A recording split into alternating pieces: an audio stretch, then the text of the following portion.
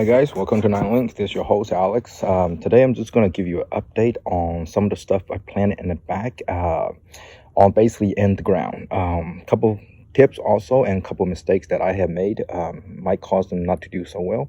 So I'm gonna go over this real quick. First thing, I just got a post by one viewer asked me about how's my Night Blooming Jasmine doing in the back. As you can see, it's not doing well.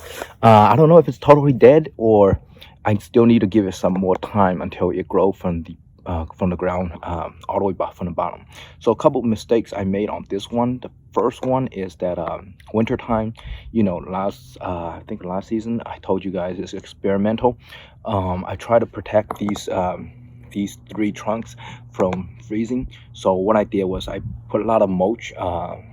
Kind of mulch and also potting mix around it, kind of for the winter I hope to give more protection against the cold, but that kind of actually backfired. I mean, it's a good idea, but I wasn't aware that when the temperature went up, you need to remove these mulch, give it a breathing room. If you put too much mulch and potting mix around it, you're basically mulching the whole thing. It's going to be hard for the plant to grow out of there.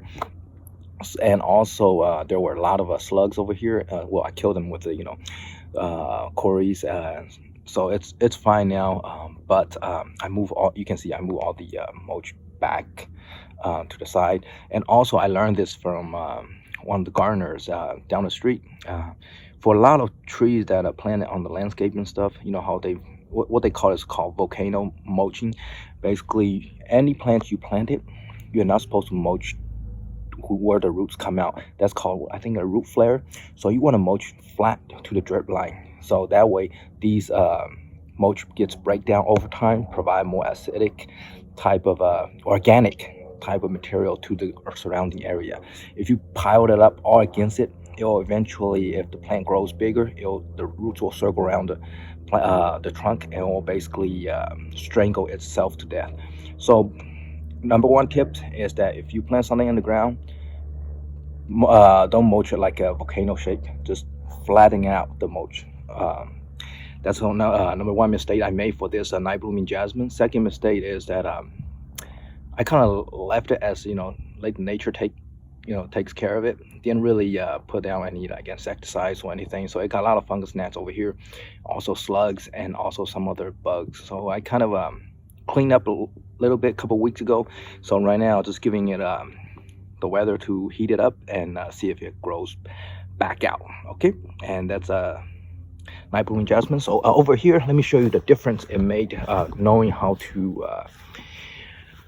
plant this. Now for this one, as you can see, this sweet olive is doing really well. You see those brown, not brown, kind of reddish leaves. Those are new growth.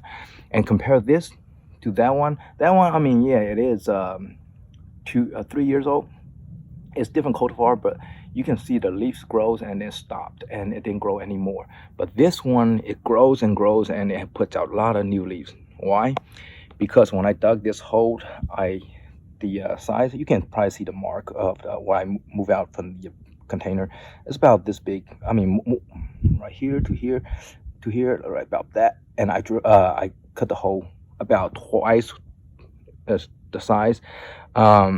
Usually I recommend if you have regular soil, sandy, like loamy sandy soils, you don't need to drill that, dig that big of hole. You can just dig right about a little bit bigger and then just pot it in there. But now we're talking about Texas. We're talking about clay soil. Basically, clay soil from my experience so far, it acts as a virtual container.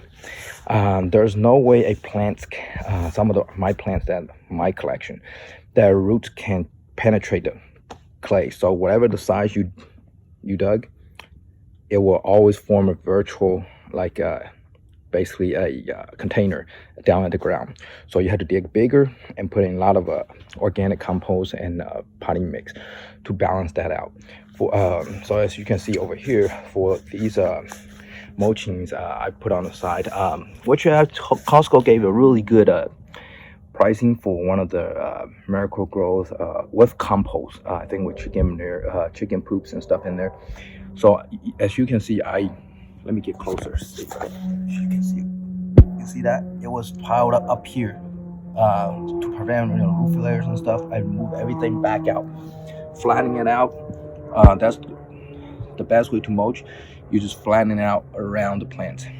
These materials will break down and eventually will go down to the ground and provide nutrient to the plant. If you put too much mulch and stuff in the middle, you're basically suffocating the plant, and sometimes it easily form like rots and stuff in there, and it basically kill the plant. So far this one has been pretty, I mean, you see some of the leaves still left from the winter. It drops most of its winter leaves, and all my sweet olive is doing about the same as this one, except that one I just showed you earlier. That one's doing really well. So another tip is that when you plant in the ground, buy a bigger plant instead of smaller one. That one, if you remember correctly, in the greenhouse, I put it over winter in the greenhouse. It's blooming nonstop in there. It's really healthy plant. So when I plant it in the ground with a bigger hole, more organic compost in there, it's doing really well. All right, just let you know, small update. So if you're plant stuff in the clay soil, just aware that some plants, of course, they're like native to Texas, like live oaks and stuff. You can plant them in the oak, in the clay soil, and their roots will go everywhere. Some plants, they don't have that strong root. They prefer more acidic type of mixed material, else they won't go out of their growing habit. Anyway, that's it for today. I'll talk to you guys later. Take care.